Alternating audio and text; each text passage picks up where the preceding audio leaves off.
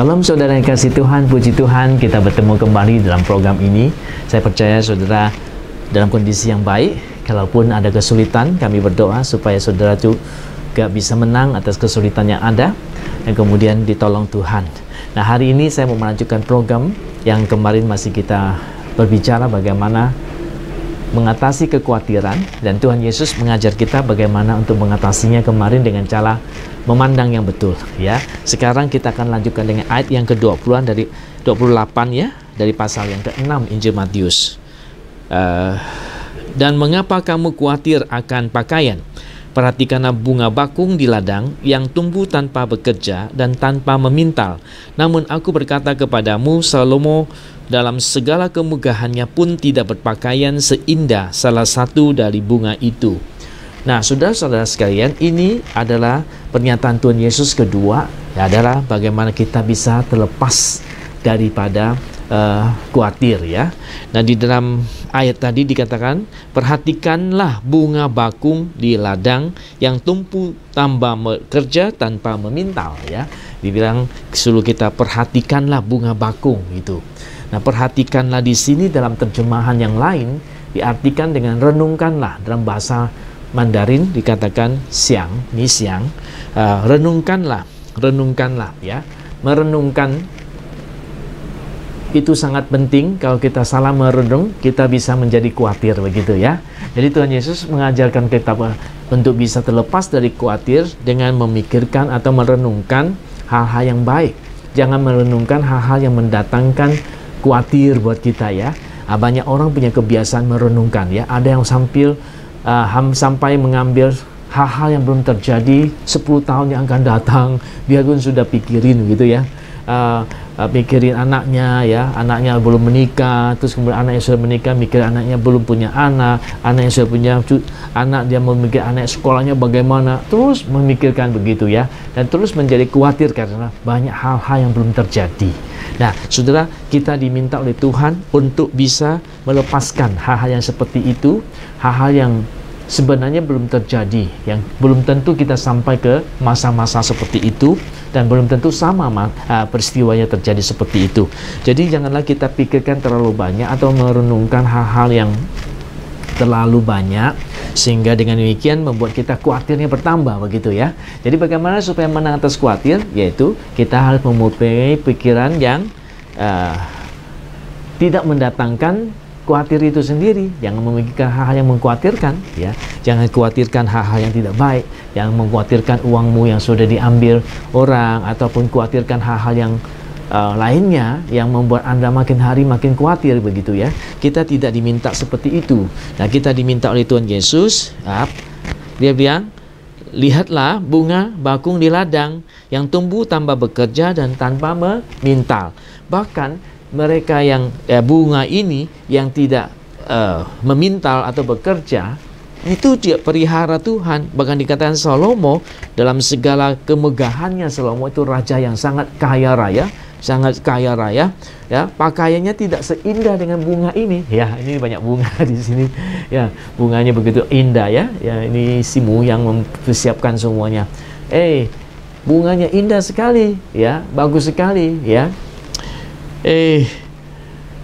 Dikatakan begitu indah, coba lihat begitu cantik bunganya, tapi tidak kalah cantiknya dia, bunga ini, dengan pakaian Salomo, raja yang terkaya di bumi, ya, pada waktu itu, bahkan sekarang, ya. Pujilah nama Tuhan. Jadi Tuhan Yesus mengajar kita, ya, bagaimana cara melepaskan diri daripada khawatir, yaitu jangan mulai memikirkan hal-hal yang mendatangkan khawatir. Jangan merenungkan hal-hal yang sudah terjadi atau sudah lewat atau yang akan belum datang terlalu berlebihan sampai kita menjadi khawatir bertambah-tambah untuk kita. Jadi saudara-saudara sangat bersyukur kepada Tuhan Yesus. Tuhan Yesus mengajarkan kita untuk tidak khawatir terlalu banyak, ya. Apapun yang terjadi, kita di tangan Tuhan, ingat gitu. Apapun yang terjadi, kita ada di hati Tuhan, ya. Kita diingat Tuhan. Nah, saya teringat seorang ibu, ya. Seorang ibu yang pernah saudara saya sharing sama saudara, yang waktu terjadi perang di Inggris, ibu ini pergi tidur waktu perang, padahal bomnya berjatuhan. Dia pergi tidur, ya. Ya, yang lain bingung, tanya dia kemana setelah bom lewat itu, artinya perang lewat. Orang tanya, kamu kemana? Aku nggak kemana-mana, aku pergi tidur. Ya, masa bisa tidur dalam perang begitu ya? Apalagi bom lagi sedang jatuh. Ternyata sudah dia memikirkan yang baik. Ya, dia memikirkan yang baik. Dia bilang, dia teringat firman Tuhan yang berkata bahwa Tuhan itu tidak pernah terlelap dan tertidur. Jadi saya tidur saja kalau Tuhan tidak pernah terlelap dan tertidur. Di masa perang ini pun juga saya yakin Tuhan pelihara saya. Jadi nggak mungkin saya nggak tidur, Tuhan juga nggak tidur begitu ya. Jadi yang dia lakukan adalah dia tidur, saudara-saudara. Waktu perang, bom lagi jatuh, dia tidur. Kenapa bisa begitu tenang, begitu damai, tidak khawatir? Karena dia memikirkan yang baik. Dia memikirkan bahwa dia di tangan Tuhan, dia dipelihara Tuhan, dia tidak usah tidur, nggak usah tidak tidur ya.